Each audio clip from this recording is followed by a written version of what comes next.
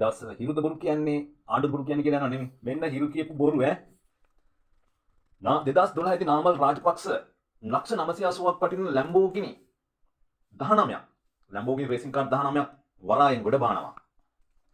Colombo port සිටිය හදන්න කළුගල් කිව් කෝටි 12ක් යනවා.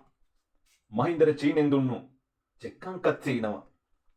මහින්ද රාජපක්ෂ ගුවන් යානා 3කින් උගන්ඩාවට ඩොලර් පුරවල ඇරියා. ඔය හිරු කිව් බොරු. සෞඛ්‍ය අධ්‍යාපනය යුනිවර්සිටි 118 වැඩපත්ද අඩු කරනවා. මිනිරන් ග්‍රැෆයිට් කළා රටේ ණය ප්‍රශ්න විසඳනවා.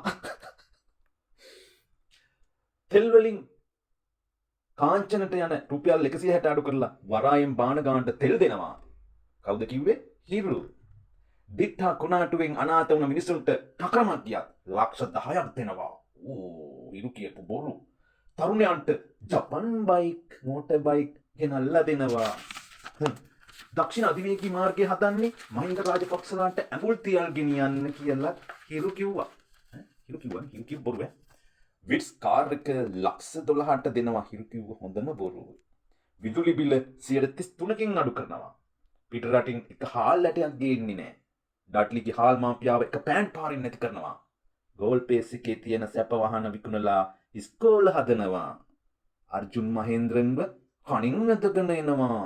අම්මෝ කියපු බොරු හිරු කිව් බොරු. ලාල් කාන්තගේ වත්කම කෝටි 46ක්.